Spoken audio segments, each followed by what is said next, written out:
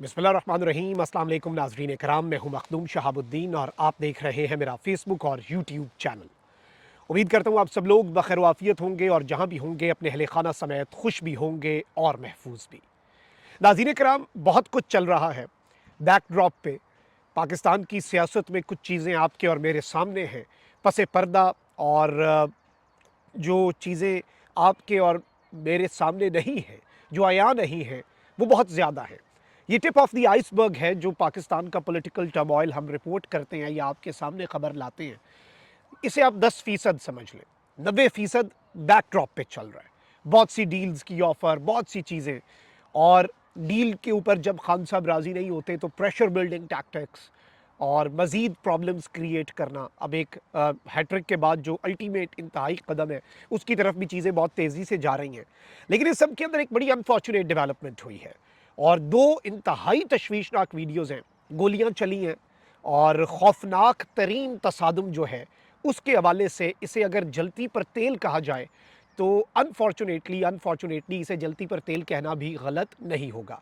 Video आते ही एक नया महाज खुल गया है, अहम तरीन तफसीलात हैं जो आपके सामने रखनी है। और इस वक्त जो ओवरऑल सिनेरियो बन चुका है, और जारी बात है कि जो लेटेस्ट डेवलपमेंट है 8 फरवरी से पहले पहले इसका हो जाना और इससे जो एक बयानिया बनाया जा रहा है, ये चीज़ें बहुत ज़्यादा तशवीशनाक हैं। और मैं ज़ाती तौर पे समझता हूँ क्योंकि 9th मई जो है उसके आफ्टर शॉक्स अभी तक हम देख रहे हैं। 9th ऑफ मई के जो पोस्ट 9th ऑफ मई चीज़ें चल रही हैं, वो अभी तक ना सिर्फ चल रही हैं बल्कि अब तो उनमें और ज़्यादा तेज़ी भी आ चुकी है।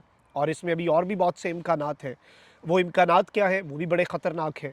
लेकिन उससे पहले एक इसी तर्ज पर इवेंट जो है उसकी तरफ चीज़ों का जाना, और जो इंतहाई खौफनाक तरीन तसादुम जो आज जो वीडियोज़ में जितनी इस प्लेटफॉर्म की लिमिटेशंस हैं, उन्हें मद्देनज़र रखते हुए जो आपके सामने रखूँगा, आप वो चीज़ें देख भी सकेंगे। इस वक्त अगर हम ओवरऑल सिनेरियो को देखें तो कुछ और पॉलिटिकल हैपनिंग्स भी हैं जो शुरू में आपके मैं सामने रख देता हूँ।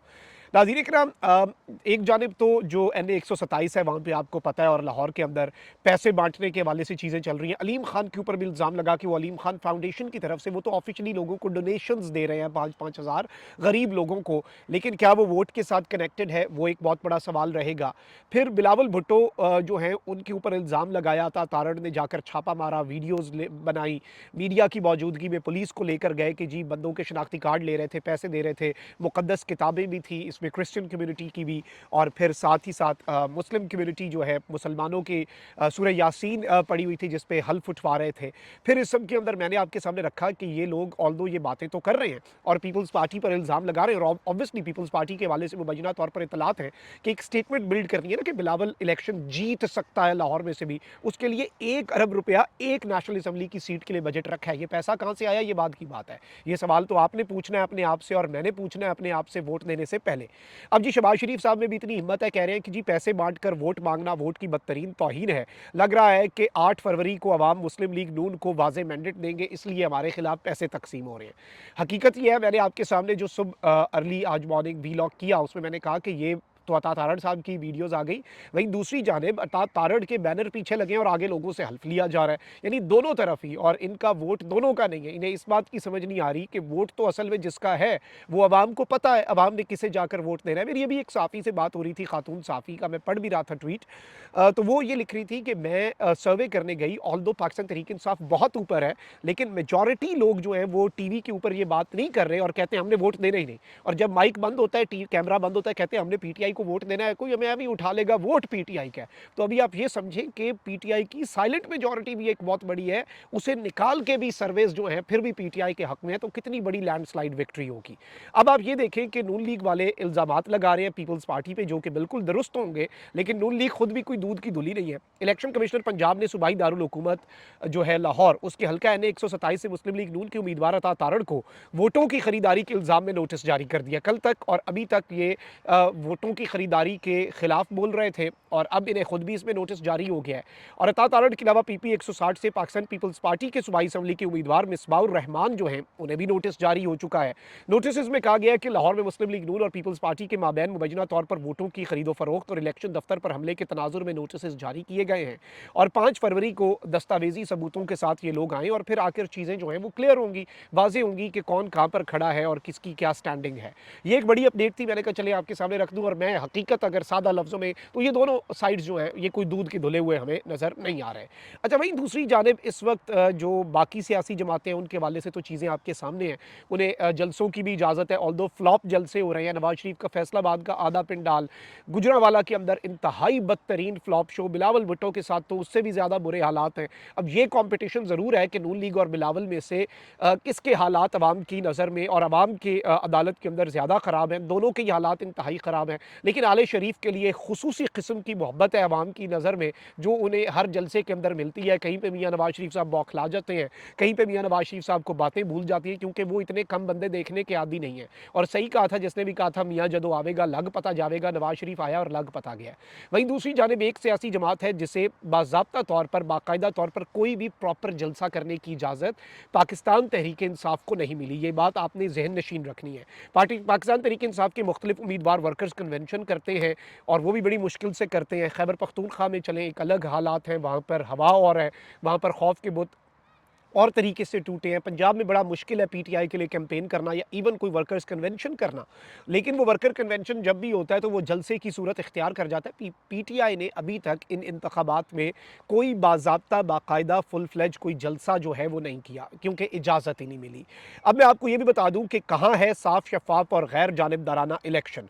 रावलपिंडी लियाकत बाग में, जहाँ पे शहबाज शरीफ साहब ने एक फ्लॉप तरीन जलसा किया, बिलावल ने फ्लॉप तरीन प्रो मैक्स जलसा किया, पाकिस्तान तहरीक इंसाफ ने एन उसी मकाम के ऊपर जलसा करने के लिए इजाज़त मांगी और उसी जगह पर बाकी सियासी जमातें, जिनमें नून लीग है, जिनमें Peoples Party and even other political parties, उन्हें रावलपिंडी के लियाकत बाग में जलसा करने की इजाज़त दे दी गई। लेकिन डिप्टी कमिश्नर रावलपिंडी ने पीटीआई के हिमायत याफ्ता उम्मीदवार NA56 शहरयार रियाज को लियाकत बाग में जलसे की इजाज़त देने से इनकार कर दिया। अब ये सारी चीज़ें तो हो रही हैं और ये सिस्टम को एक्सपोज भी कर रही हैं, ये आप और मैं देख भी रहे हैं। और ये एक चीख चीख कर पाकिस्तान की जो अनफॉर्चुनेट रियलिटी है इस वक्त वो भी बयान कर रही है और इलेक्शंस की क्रेडिबिलिटी जो है वो भी क्वेश्चन अंडरमाइन हो रही है, उस पर भी क्वेश्चंस रेज हो रहे हैं। वहीं दूसरी जानिब NA56 से पीटीआई के कैंडिडेट भी हैं और शेख रशीद साहब भी इलेक्शन लड़ रहे हैं। शेख रशीद साहब ने आज भी अदालत पेशी पे इमरान खान जिंदाबाद, इमरान खान जिंदाबाद के नारे लगाए। अब लाल हवेली के बाहर जलसे की इजाज़त भी नहीं दी गई, यानी इन्हें भी इजाज़त नहीं दी जा रही। Technically PTI has a candidate against Sheikh Rashid and Sheikh Rashid.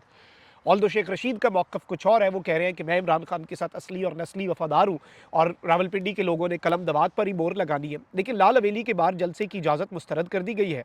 ज़िला इंतज़ामिया ने राशिद शफ़ीक को जलसा करने से रोक दिया है। राशिद शफ़ीक ने 6 फरवरी को लाल हवेली के बाहर जलसे के लिए ज़िला इंतज़ामिया से इजाज़त तलब कर रखी थी। तो अब ये सारी चीज़ें हो रही हैं। अच्छा, वहीं दूसरी जानिब खैबर पख्तूनख्वा में जो अनफॉर्चुनेट इंसिडेंट हुआ है, मैं उसकी तरफ आता हूँ। जिस जगह पर पाकिस्तान तहरीक इंसाफ आज अपना कन्वेंशन कर रही थी, वहीं पर मौलाना फजल रहमान साहब रियासती प्रोटोकॉल के अंदर भी जलसा कर रहे थे। और अब तो मौलाना साहब ने कोई ऐसी बात कर दी है, मतलब पोलराइजेशन की इंतहा की जा रही है। मौलाना साहब ने आज क्या फरमाया वहाँ पर कि जिस घर पर पीटीआई का झंडा होगा वो भी यहूदी एजेंट है।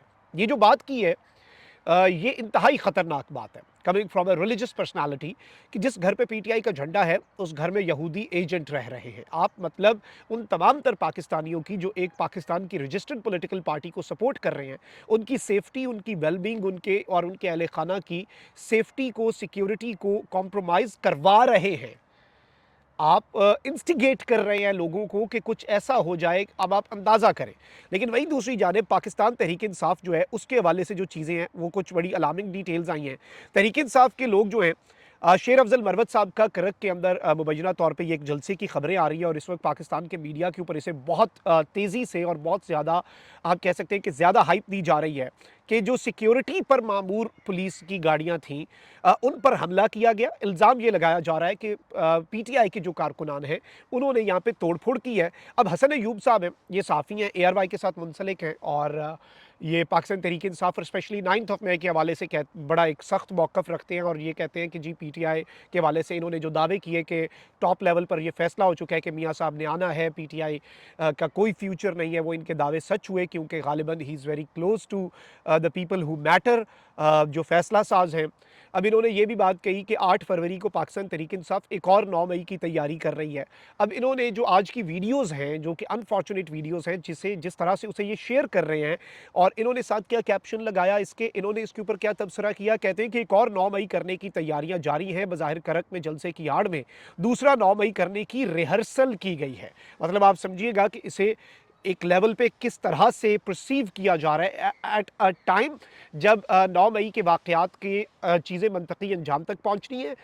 ज़ाहिद किशकोरी साहब इन्वेस्टिगेटिव जर्नलिस्ट हैं, हम न्यूज़ से उनका ताल्लुक़ है, उन्होंने भी ये बात कही थी, ग़ालिबन आई गेस किशकोरी साहब ने की थी कि मिलिट्री कोर्ट्स में जिनका ट्रायल मुकम्मल हो गया वो फ़ैसले 8 फरवरी से पहले आ सकते हैं। फिर इसके साथ ही साथ 9 मई के वाक़यात में 6 तारीख को खान साहब तलब हैं, वासिक़ क़य्यूम अब्बासी और सदाकत अब्बासी वादा माफ़ गवाह हैं। इसके साथ ही साथ महकमा दाखिला पंजाब की जो रिपोर्ट है कि ये कोई तोड़ फोड़ का या लॉ एंड ऑर्डर का मसला नहीं था, ये रियासत पाकिस्तान के ख़िलाफ़ एक साजिश थी और अब जो रिपोर्ट जिस तरह से सरकारी रिकॉर्ड का हिस्सा बनाई गई है अब उसमें तब्दीली भी नहीं हो सकती और इमरान खान साहब को इसका मुर्द इल्ज़ाम ठहराया गया है रियासत के ख़िलाफ़ बाज़ाब्ता बाकायदा जंग करने का। अब जो करक के अंदर इवेंट हुआ है इसमें पाकिस्तान तहरीक-ए-इंसाफ का वर्जन अभी आना बाकी है, लेकिन इसमें एक क्लिप दिखाता हूँ जिसमें पुलिस की गाड़ियाँ, सिक्योरिटी की गाड़ियों की तोड़ फोड़ है और दूसरे में पुलिस जो है उसकी तरफ से फायरिंग की जा रही है, हवाई फायरिंग।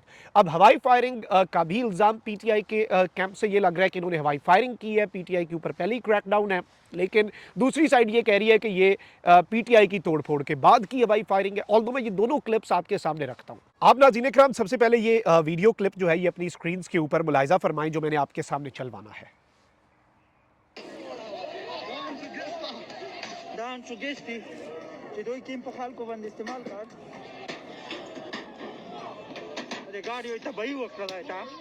ये पथराव किया जा रहा है, कुछ इसे ब्लर करना पड़ा है इस प्लेटफॉर्म की कुछ पाबंदियों की वजह से और पुलिस की और सिक्योरिटी की गाड़ी को अपेरेंटली यहाँ पे पत्थर मारे जा रहे हैं और डंडों से तोड़ा जा रहा है। मैं समझता हूँ कि जो भी ये शख्स करता है, जो भी कानून को हाथ में लेता है वो बिल्कुल गलत है और वो उसकी हर प्लेटफॉर्म पे, हर मकाम पे मजम्मत होनी चाहिए क्योंकि इमरान खान साहब भी जेल से लगातार ये बात कर रहे हैं कि आपने इश्ताल में नहीं आना, आपने इश्ताल की सियासत नहीं करनी, आपने पुरअमन रहना है, आपने पुरअमन रह के सियासत करनी है और ये बात खान साहब एक मरतबा नहीं 1000 मरतबा कर चुके हैं और ज़ाहिर बात है 8 फरवरी के दिन भी पुरअमन तरीके से निकलना है और अपनी पुरअमन जद्दोजहद रखनी है। किसी भी तरह से अगर आपके ऊपर इससे पहले भी पीटीआई पे अभी पिछले जब से इलेक्शंस के अनाउंसमेंट हुई है क्रैकडाउन हो रहा है, लेकिन इसके अंदर भी क्रैकडाउन गलत है, बिल्कुल गलत है। क्या एक जो पाकिस्तान तहरीक-ए-इंसाफ के साथ रवैया रखा जा रहा है एक बिल्कुल अलग थलग सा, वो बिल्कुल गलत है, उसकी मजम्मत होनी चाहिए, लेकिन this can never be a justification for this. मैं ये बात बड़ी वाज़ेह कर दूँ, पीटीआई आई होप सो बहुत जल्द जहाँ तक मेरे पास खबर पहुँची है कि ख़ुद को इस चीज़ से डिसएसोसिएट करेगी। पुलिस अगर हवाई फायरिंग भी कर रही है तो आगे से इस तरह की चीज़ें जो हैं ये बहाना दे देंगी और ये एक नैरेटिव दे देंगी और पीटीआई को disassociate as soon as possible और जो इस तरह की चीज़ करे। इससे पहले रेहान ज़ेब जो है, जब मेरा दोस्त रेहान ज़ेब उसका बेईमाना कत्ल हुआ, वो शहीद हुआ, उसके बाद भी लोगों ने एक सर्टेन बिल्डिंग जो है उसके बाहर जाकर एहतजाज किया जिसके ऊपर एक एफआईआर भी हुई थी। तो इस तरह की चीज़ों से जोश अच्छा होता है लेकिन होश का दामन जो है वो कभी भी नहीं छोड़ना चाहिए। एक और वीडियो क्लिप जो है जो पाकिस्तान तहरीक-ए-इंसाफ के कैंप से ज़्यादा शेयर हो रहा है, आप ज़रा वो वीडियो भी देखें। ये इस वीडियो के अंदर पुलिस जो है उसे हवाई फायरिंग करते हुए देखा जा सकता है और चूंकि इसमें ये इल्ज़ाम लगाया जा रहा है कि जी दूसरी साइड से पथराव किया जा रहा था या दूसरी साइड से कुछ ऐसी वैसी चीज़ें की जा रही थी, इसलिए बेसिकली ये किया गया है और ये पुलिस का ये इसके अंदर मौक़िफ़ ये आ रहा है।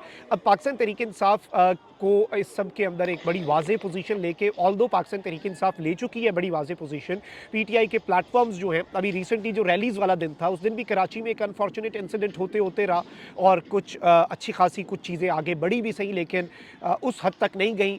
अल्लाह का शुक्र है कि मामला जो है वो कूल डाउन हो गया और उस दिन भी पीटीआई ने, आपको याद होगा, कहा था, एक स्टेटमेंट जारी की थी कि हमारा काम था रैली निकालना, रैली निकाल ली है, अब बस घर जाएं। और ये आप सेमीफाइनल जीत चुके हैं, फाइनल 8 फरवरी को है, 8 फरवरी को निकलें, अपना वोट दें और इतनी तादाद में वोट दें, पुरअमन तरीके से जाएं, वोट डालें, वापस घर आ जाएं एंड सी द मैजिक। धांधली और धांधले के जो मंसूबे हैं वो धरे के धरे रह जाएंगे। ये पाकिस्तान तहरीक इंसाफ का मौक़िफ़ है और आई गेस इसी मौक़िफ़ के साथ कारकुन जो है या सपोर्टर जो है या जो वोटर है उसे भी स्टिक करना होगा as soon as possible. I think कि वायलेंस कभी भी बल्कि वायलेंस काउंटर प्रोडक्टिव है। इस चीज़ को आप समझें कि वायलेंस जो है वो हमेशा से काउंटर प्रोडक्टिव होती है। ये सैड इंसिडेंट है, इसे देख के दुख हुआ है कि ये नहीं होना चाहिए था एंड वो कहते हैं nip the evil in the bud. इसे फौरी तौर पर इसे एड्रेस करके इस मामले के ऊपर क्लैरिफिकेशन देके पुलिस को भी, मैं समझता हूँ बिल्कुल जो बात हकीकत है, मैं वही बात अपना नैरेटिव रिपीट करूँगा, जो फस्तायत, जो लॉलेसनेस, जो आइन और कानून की धज्जियाँ उड़ाई जा रही हैं एक सियासी जमात की विक्टिमाइजेशन में, वो भी रोकें। किसी एक सियासी जमात के साथ सौतेले वाला सलूक बिल्कुल भी मुल्क के मफाद में नहीं है। ना ही पोलिटिकल स्टेबिलिटी आएगी, पोलिटिकल स्टेबिलिटी नहीं आएगी तो इकोनॉमिक स्टेबिलिटी कहाँ से आ जाएगी। ये सारी चीज़ें आपको समझनी पड़ेंगी and this is very very very important. और इसमें दूसरी साइड पे भी अगर पीटीआई का कोई वोटर और सपोर्टर मुझे सुन रहा है, उसके लिए सिर्फ ये है कि खान साहब के ऑर्डर्स ये हैं, पुरअमन रहे, 8 फरवरी को आप वोट दें, फिर देखें होता क्या है। इसलिए तो आपके खान को ये मैसेजेस क्यों भेज रहे हैं, डील कर लो, डील कर लो, डील कर लो, इसीलिए कि वो वोट से खौफजदा है, इन चीज़ों से खौफजदा नहीं है। ये चीज़ें तो काउंटर प्रोडक्टिव हैं। इसका ना किसी सियासी जमात को फ़ायदा है, इसका ना रियासत पाकिस्तान को फ़ायदा है, इसका किसी को नहीं फ़ायदा, ना इंडिविजुअल्स जो ये कर रहे हैं उन्हें फ़ायदा है, ना जिनके खिलाफ हो रहा है उन्हें फ़ायदा है। तो ये चीज़ें इन्हें मैं समझता हूँ कि जो मैं पॉइंट रेज़ करना चाह रहा हूँ, आई होप कि वो कम्युनिकेट हो गया हो। अपना बहुत ख्याल रखिए। अल्लाह निगहबान। पाकिस्तान जिंदाबाद।